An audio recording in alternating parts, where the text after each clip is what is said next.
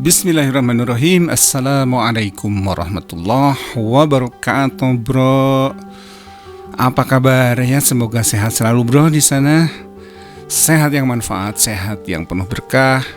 Semoga diluaskan selalu rezekinya oleh Allah Subhanahu wa taala untuk bro dan keluarga di sana. Amin ya rabbal alamin.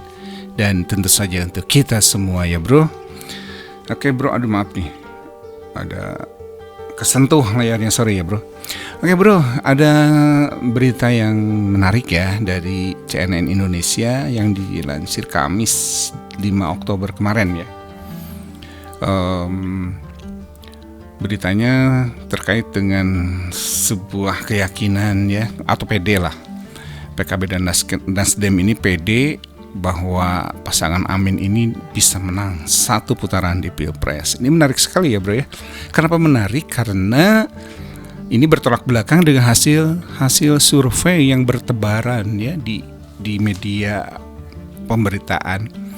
Jadi beberapa hampir tidak ada yang menempatkan Pak Anies ini di posisi di luar posisi bontot. Pak Anies ini selalu menempati posisi bontot ya di beberapa lembaga survei yang diakui ya, yang dikatakan lembaga survei kredibel katanya, bukan abal-abal katanya. Nah, menurut beberapa laporan lembaga survei, kalau tidak Pak Prabowo, itu Pak Ganjar yang nomor 1. Ya, seputar 2 itu. Dan Pak Anies itu pasti selalu di paling bontot. Tetapi malah di kubu PKB Nasdem ini yang diwakili oleh politisinya masing-masing ya, Pak Jazilul Fawait itu dari PKB dan Pak Ahmad Ali dari Nasdem, bahwa mereka malah pede Anies Caimin ini bisa menang satu putaran. Ini menurut pernyataan yang disampaikan ketika dalam acara deklarasi dan muludan ya, atau maulid Jawara beberapa waktu yang lalu, kalau tidak salah hari Rabu ya, tanggal 4. Nah, ini kan bertolak belakang ya. Tetapi begini ya, bro ya, kalau saya secara pribadi, ini pendapat saya ya, gini bro, kalau saya secara pribadi tidak akan mempercayai 100% lembaga survei sebelum saya tahu siapa yang mendanai lembaga survei tersebut. Sebuah survei itu membutuhkan ongkos atau biaya yang sangat besar, yang tidak mungkin mereka bisa melakukan survei hampir 2 minggu sekali, bahkan sekarang itu ya sebulan sekali paling telat begitu. Itu survei terus dan itu biayanya besar ya. Dan hati kecil saya berbisik, wah keren ya, berbisik. Hati kecil saya berbisik gini, bro. Jadi kalau misalnya mereka butuh biaya besar, pasti ada yang mendanai, bro. Ada yang mendanai. Rasanya sulit itu didanai sendiri atau sebuah lembaga, karena setahu saya ya, LSI aja dulu kan didanai oleh LSI ya. Sependek pengetahuan saya, LSI itu dulu, bro, didanai oleh World Bank ya, World Bank. Lalu kemudian kalau tidak salah karena kan ini kan survei ini bagian dari lembaga penelitian, harusnya survei itu kan bagian dari penelitian, sehingga di dalamnya harusnya seorang peneliti, begitu setahu saya. Nah, setelah World Bank, lalu jika kalau tidak salah lembaga yang memang lembaga yang sering sekali mendanai penelitian, seperti yang pernah saya terima dulu ya. Saya juga pernah mendapat dengan tim ya, mendapatkan dana dari Zika untuk sebuah penelitian yang tentu saja bukan dalam konteks sosial politik, tetapi dalam konteks engineering ya. Nah, itu memang mereka menggelontorkan dana untuk kegiatan-kegiatan penelitian ya, dan tentu saja biayanya sangat besar. Nah, jadi kalau misalnya saya melihat lembaga survei itu begitu sering sekali melakukan survei, berarti mereka butuh dana yang sangat besar. Dan mereka tidak pernah membuka secara transparan, karena setahu saya World Bank juga sudah tidak lagi membiayai LSI, setahu saya ya, mudah-mudahan saya salah. Kemudian jika juga ya, mereka pasti harus punya uang untuk melakukan survei. Dan ketika mereka tidak membuka siapa bohirnya, siapa penyandang dananya, saya sulit mempercayai 100% hasil survei. Apalagi hasil survei terkadang digunakan oleh pihak-pihak untuk menggiring opini massa, opini kita ya, masyarakat. Dan saya pikir tergantung niat lah ya. Innama a'malu binniyah. Niatnya itu untuk mesejahterakan atau hanya ingin dipilih begitu. Jadi niatnya itu seperti apa? Niatnya untuk mensejahterakan masyarakat atau ya hanya mengejar kekuasaan saja, mengejar jabatan ya sebagai orang nomor 1 di Indonesia misalnya ya, yaitu presiden. Kalau tujuannya ke situ sih sulit ya kita berharap banyak ya bro ya.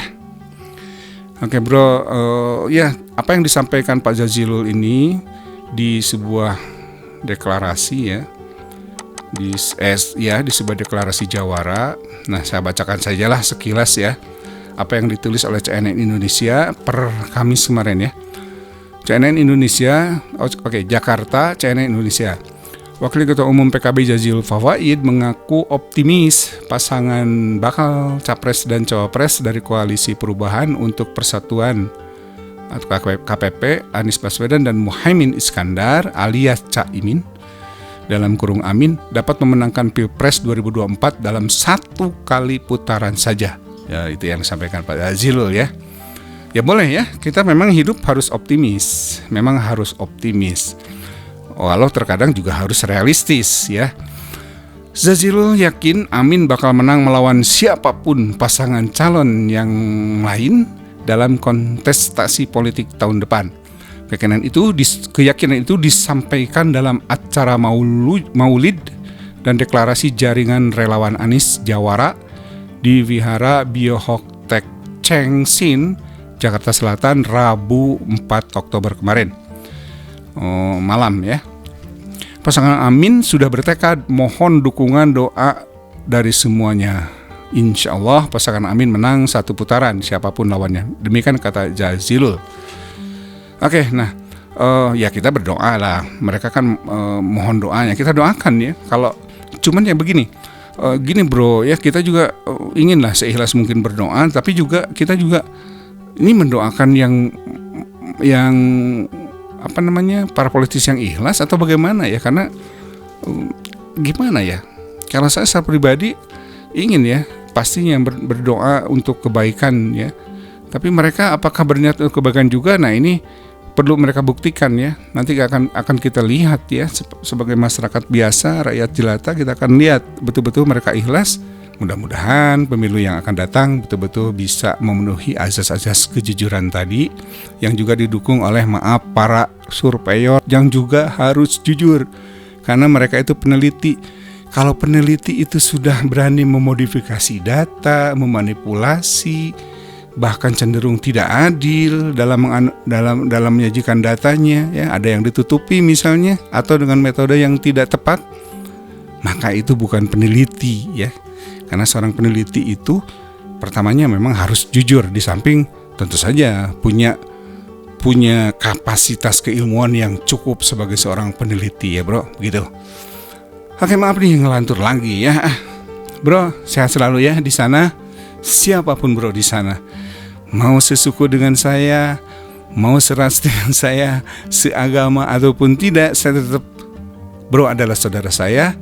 Kita saling menyayangi dalam bingkai NKRI dan sesama anak bangsa. Semoga kita tetap bersatu tanpa mampu dipecah belah oleh siapapun, walaupun mungkin kita berbeda haluan politik. Gitu ya bro ya. Disclaimer-nya, ini hanya pendapat saya, bro boleh tidak setuju, boleh setuju, boleh tidak setuju. Yang terpenting kita tetap sebagai sesama anak bangsa, kita tetap bersatu untuk Indonesia yang lebih baik. Oke ya bro ya, terima kasih sudah dengan sabar mengikuti kupasan berita ini. Semoga ada manfaatnya untuk kita semua, sekecil apapun manfaat itu.